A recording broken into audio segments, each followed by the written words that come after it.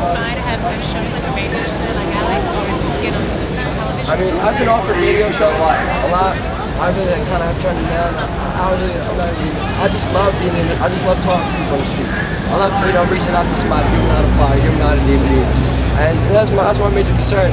We're not really, you know, into selling anything or being on the radio. It's just about being the change you want to see in the world.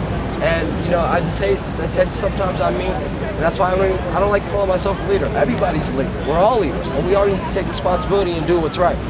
And that's why we're doing what we're doing. Now, I heard you use the term agent provocateur a few times last night. Can you tell me a little bit about it? Last night, I was here for 4 years, and I've seen a lot of people come here, and we're just doing a peaceful street action, educating people, talking to people, educating people. And then we have some people come up, you know, with swastikas and anti-Semitic messages, and kind of put that message with us, and act like they're with us, but they're not. Last night, we were lined up, and then 45 minutes into the lineup, when we were inside the precinct, we had this guy come up, you know, bald head, and he had a swastika on his back. And he just randomly came out of nowhere, and I've seen his face before. Throughout 4 years I've been in the streets, I've seen his face before, starting trouble before, you know, and antagonizing the police. And I've seen him come up and just walk in the crowd and just be with everybody, quiet. And I was like, everybody get your cameras on him. He had a swastika on his back, shaved head, you know, like Nazi boots, everything. And then we told him to get out. How, you know, he wasn't with us throughout the whole day, but he came 45 minutes after he heard we were at the precinct. You know, so we told him to get out, and he just started screaming and cursing, but he got out. But then he came back later that night after everything was done, and he provocateur more. And there's a lot of people trying to, again, spread anti-Semitic messages with our movement. And it's not like that. We won't be associated with anything like it. Trying to provocateur a situation where everybody gets arrested. You do not want that. And that's what some people do. I don't know if they're, you know, government agents, I don't know if they're just pissed off people, I don't know if they're just stupid people, but I know that we can't have nothing like that, and we won't tolerate it. How long has your group been involved with trying to inform the general public? 4 years, 4 years in New York City. Every Saturday for the past 4 years, winter, summer, we've been out there, you know, giving out flyers. 3 weeks we give out 20,000 flyers. Every 3 weeks, 20,000 flyers. Have you gotten any politicians or anything involved in the group at all? Politicians? Or anybody in the government at all? Politicians stay away from us with a 10-foot pole. They don't want nothing to do with us. I would imagine. Yeah, and they're not really doing their job. If they were doing their job, we wouldn't have to do what we're doing. We wouldn't have to do a fundraiser for first responders if the politicians were doing their job. We wouldn't have to. They're not doing their job, so we have to. We have to inform the public. We have to do what the government's not doing. Yeah, no, I'm just trying to think of the next step to go to get something actually done than just have a bunch of informed people around. You know what I mean? It's a slow process. You never know what you could do. You never know what kind of change you can make by just affecting one person. Even if you change one person's life for the better, it's worth it. That's my major concern. The political system, I truly don't believe in it. I don't think there's any hope in it. I don't think the politicians, I don't think Congress is going to save us. I think it's up for the people to really just, you know, take control of themselves and stand up for themselves and govern themselves. Really. Nice. Yeah, basically. What do you family think about it? They hate it. They hate it. My mom hates it. My mom first thought I was a nutcase, and me and her didn't talk for months. She thought I was crazy 4 years ago. And I just started talking to her, and now she's kind of scared, and she doesn't want me to be involved in this. And right now what she's doing, she's just staying out of it. She knows I'm trying to do good, and she just doesn't want me doing it.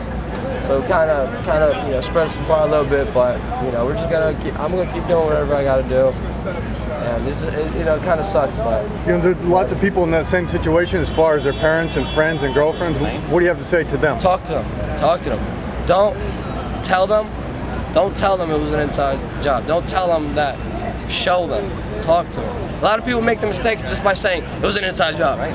No, you got to explain to people. You got to break it down, because when you say that, you're making an assertion that's not based on facts or any relevant information. But when you break down to them, hijackers trained at air bases. Here, check out this MSNBC article, which was released right after 9/11. Then you're gonna make them think, and that's what it's about: making people think, educate people. And just talk, you know. And I always tell people, when I first found out about, you know, now that I was inside job, I thought these people were crazy. I thought these people were un-American trash when I first saw them. But then when I really started looking into it, it makes sense. And I'm doing more work than anybody. And I never thought I'd be in this situation. I mean, after 9/11, I was like 14, 15. I wanted to go to the recruiting station and join up in the Army after 9/11. That's how gone I was. But then it really just took a lot of time, a lot of sleepless nights, researching, educating myself about the real issues, and then you really understand what's going on. Where were you online? I was first year in high school, so it was a very weird situation. It was very hard to understand it, and you know, it was very sad. I mean, living in Brooklyn, you know a lot of people that are affected. You know a lot of people that didn't come back from work that day, and it's just sad. It was a horrible situation. And as a New Yorker, it hurt. It just brought everybody down. It brought everybody down. And I don't think the city's the same after this. You know, after 9/11, it's not. And it just sucks. You know. What do you think's changed? I mean, just like the demeanor, just like the public, just the way people act. I mean, people just got their iPods on, the cell phones on, like they just don't even think. They just, you know, they don't care. You know, and it just sucks. And do you think you're going to keep doing this until, I'm going to keep doing this until family members get their questions answered. I'm going to keep doing this until the first responders get the right medical care that they deserve. That's how long I'm going to keep doing this. I have my regular life. I go to school full time. I do this full time as well whenever I have a chance to. I'm going to keep doing it as long as there's injustice. But it's not just me. People have to understand it's not just me. Change, everybody's the leader. I'm not just the leader. I do most of the work, but I'm not the leader. Everybody decides what they're doing. Everybody has a leadership position and decides what and how we're going to do things. So, you know, even if I stop, change is not going to stop. Never. Ever. Where did you first meet Alex?